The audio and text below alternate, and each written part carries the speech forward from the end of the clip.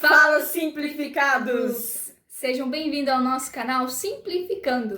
E o intuito do nosso canal é abordar assuntos diversos sobre vida. Então a gente vai falar sobre meio universitário, sobre vida profissional, a gente vai falar sobre relacionamentos e principalmente sobre o meio cristão, que é onde a gente convive, né?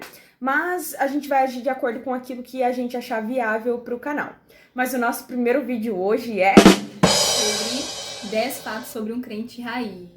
E aí, você é um crente raiz ou você é um crente Nutella? Vamos descobrir agora. Primeiro fato sobre um crente raiz. Ter recebido a oportunidade ou presenciado alguém fazendo isso.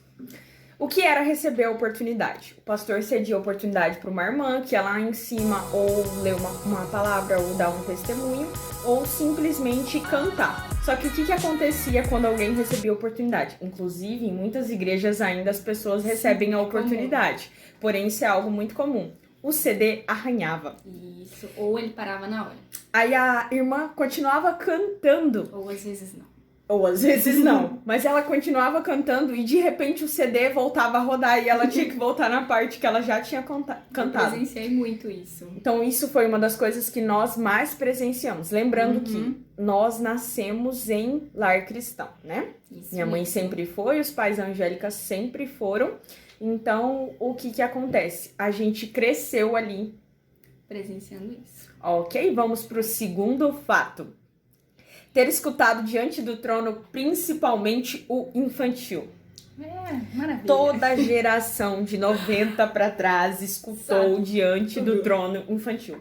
Inclusive, eu só abro a Bíblia hoje em Abacuque, em Neemias, por causa das musiquinhas do Diante do Trono. É isso aí. E vamos lá para o terceiro. Ser zoado porque escolheu esperar, mas na verdade a espera lhe escolheu. É isso aí. É pesado. É Seguinte, pesado. Hoje em dia ainda vivo essa realidade.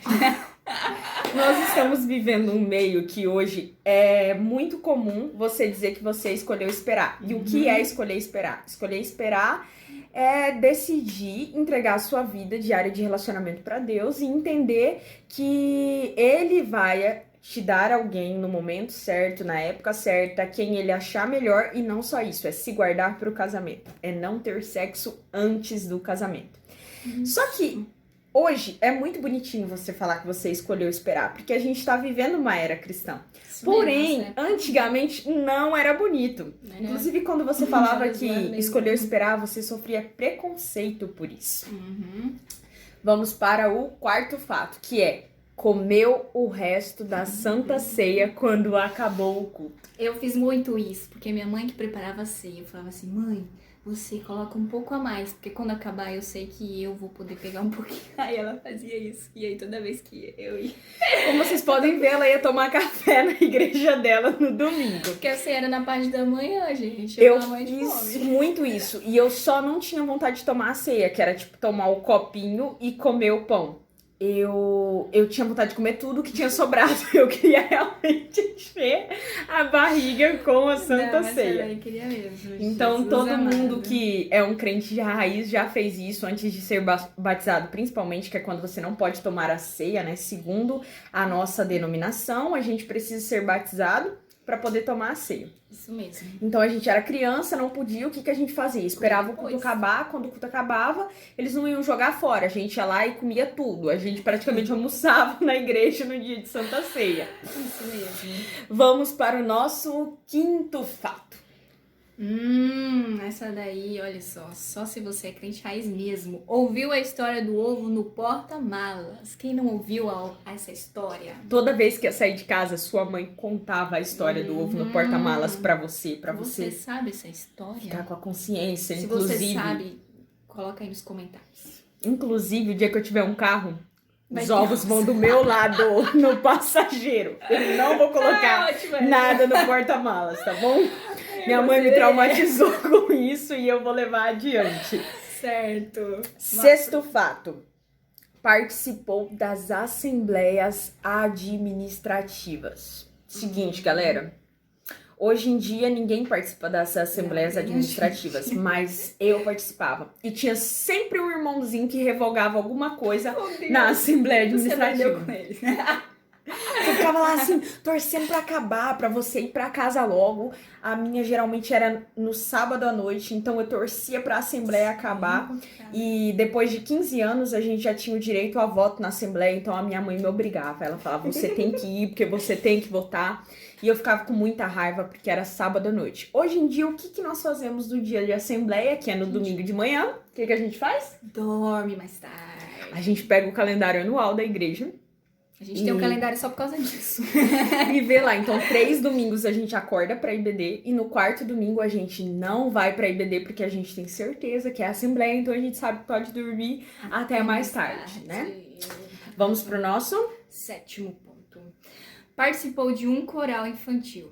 Gente, todo mundo participou de um coral infantil, inclusive os Nutellas também participaram. Mas a gente participava com mais frequência. Muita frequência. Sim. Era tipo, todo domingo tinha um horário de ensaio e eu tinha que ir pro culto. Só que eu nunca consegui. Cantar lá na frente. Eu nunca conseguia acompanhar o movimento das crianças, assim. Tipo, eles iam pra um lado, eu tava indo pro outro. Não, era sempre aquela criança. Acompanhar. Eu não sei o que aconteceu, que hoje em dia que eu não sirvo pra essas coisas, mas não. Eu era meio diferente. E eu gostava também de solar as músicas. Tinha sempre uma criança que ia solar no coral, né? Eu me oferecia, claro, né? Com certeza. Vamos para o nosso 8º fato, que é... Conhece pelo menos 5 hinos da harpa ou do cantor cristão. Essa daí vai provar realmente se você é ou não. Vamos lá? Esse é um fato que hoje em dia os Nutellas realmente você percebe. Tu cita o hino não sabe nem o que é isso. E não sabe. Na minha época a gente competia para saber o número do cantor cristão. Na minha igreja era usado cantor cristão. Então a gente competia tipo para ver quem sabia o nome e quem sabia o título. E para provar para vocês que tanto a Angélica quanto eu somos crente raiz, a gente trouxe 4 hinos do cantor cristão para vocês. O primeiro deles é o Estandarte. A gente vai cantar? Vamos cantar. Vamos tentar, né? O estandarte desta igreja, levantemos sem temor. Não lembro se era essa a continuação. A segunda é Chuvas de Bênção. Era a mais cantada. Tipo, todo irmão que dirigiu o culto. Principalmente na época de seca, verdade. O doniense, né, não perde uma chance de cantar a música de chuva na época da seca. Meu pai fazia muito isso. Chuvas de bênção? Chuvas de bênçãos, chuvas de bênçãos dos céus. Parou por aí que é pra não ser tão humilhante. É verdade, mas tinha que ser nessa sintonia, assim, sabe? Cantando assim, não pode e sempre tinha uma irmã do círculo de oração que puxava a música, porque não era todo mundo que era capaz de... Era meu pai que puxava. Sério? Seu pai era o cara, então? Meu pai era o cara, ele é o cantor. Não era todo mundo que era capaz de puxar uma música do cantor cristão. Então, na minha igreja, sempre tinha uma irmãzinha que sempre puxava e a gente entrava depois e ninguém conseguia acompanhar o tom dela. No refrão tinha um tom aqui, um tom aqui, um tom aqui. Meu pai aqui. cantava no baixo, porque ele cantava no baixo do coral e ninguém conseguia fazer igual ele. A gente tentava. Terceira música que é tocada até hoje para dízimos e ofertas, que é Tudo entregarei. Para por aí, né? Que é tão humilhante demais. Vocês já sabem, né? Quem é? A gente vai pra 4ª música que eu lembro que é o número 123 do cantor cristão. Seja bendito Cordeiro. Lembra? Lembro. Seja bendito Cordeiro que na cruz por nós padeceu. Talvez a geração Nutella vai lembrar porque o Fernandinho ele gravou um mix de uma música dele que é tocada em toda a Santa Ceia lá na igreja e ele gravou um pedaço dessa música que é do cantor cristão. Então vai ter uma galera que vai lembrar, mas a gente conhece ela do cantor cristão. E agora a gente vai pro 9º fato. Né? Assim, 9º, né? Só assim, ninguém tá vendo que eu tô fazendo 5. Qual é o 9º fato? O 9º fato é participou de roda de violão e músicas em congresso. Quem nunca? Hoje eu acho que não tá tendo mais muito, mas antigamente tinha muito congresso, muito acampamento que a gente saía. Eu mesmo andei o estado inteiro. Também. Então tinha sempre aquele irmãozinho que a primeira coisa que ele colocava na mala dele era o quê? O violão.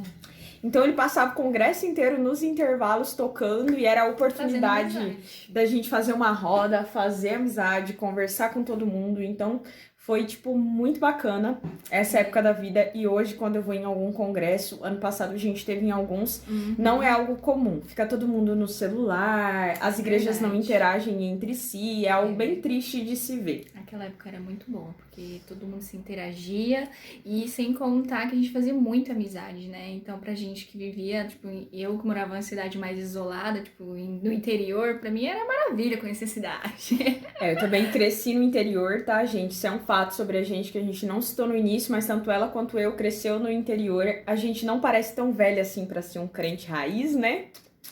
Digam que sim, mas a verdade é que a gente cresceu no interior e muitas igrejas ainda mantêm esse método raiz de desenvolver o culto, de tudo que acontece. Então a gente cresceu assim, embora mais novinhas, um pouco do que um crente considerado raiz aí, sem ofensas, é porque a gente cresceu no interior, então essa cultura ainda é mantida em alguns lugares, né? Hoje não mais na onde a gente tá, porque a gente tá numa cidade maior, né?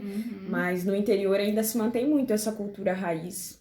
Inclusive, eu gostaria de criar um filho meu numa cultura meio raiz, né? Sim, Dá a impressão de que as pessoas tinham mais temor naquela época. Mas não vamos entrar nisso, né? Falamos do nono fato, que era bem bacana, as rodinhas de violão. Inclusive, esse fato foi uma indicação que eu recebi no WhatsApp hoje. Olha só, nossos amiguinhos já interagindo com a gente. E ajudando a gente com os fatos também, né? É verdade. Inclusive, a galera do Instagram ajudou bastante também. Eu fiz lá uma enquete e tal, e todo mundo foi colocando nas perguntas, me respondendo os fatos que definiam um crente raiz, e ajudou a gente muito a reunir tudo aquilo que a gente acha que define, os 10 principais. Isso. Não veio só da gente, não. E não só com a nossos... nossa opinião própria, né? É verdade, os nossos amigos, seguidores. E pra acabar o nosso vídeo, que já tá um pouco grandinho demais, a gente vai terminar com o 10º fato, que é o quê? Ter feito profissão de fé. O que é profissão de fé? Se você não sabe o que é profissão de fé, a gente vai te explicar agora. Profissão de fé era o estudo que se fazia pra batizar. Então, assim, na presbiteriana, a Angélica cresceu lá, né? A profissão de fé é feita quando você passa a ser membro da igreja com quantos anos? A partir dos 15. Isso. E na Batista, porque eu cresci na Batista, onde nós somos atualmente, é feita a profissão de fé pro batismo.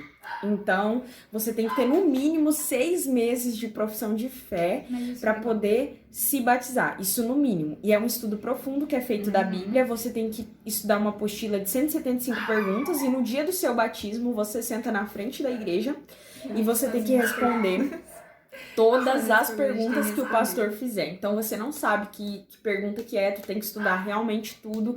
E aí dá aquela vergonha, nossa, e se eu errar justamente se eu não souber a pergunta que ele vai perguntar? Na minha época, eu era muito novinha quando eu batizei, eu tinha 11 anos e só poderia batizar com 12, mas eu tinha convicção na época de que eu queria batizar. E aí, como eu era mais novinha do que deveria, o pastor foi e fez mais perguntas pra mim. Eu me lasquei, tive que responder mais perguntas, mas eu fiz igual a Cassiane e passei com muito louvor. Isso aí. No meu caso, o pastor perguntou para todos os membros se, tipo assim, eles aprovassem que eu poderia passar, tipo, ser membro da igreja mesmo. Aí eu falei, meu Deus, depois que falar não. Depois que terminava a profissão de fé, você tinha que convencer os irmãos, que se a resposta ficasse, tipo, muito decoradinha...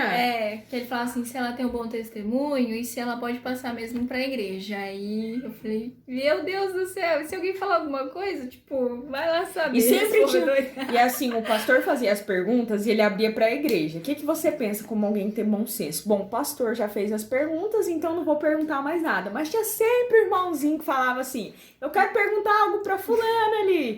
Claro que eu fui essa fulana, respondi a pergunta.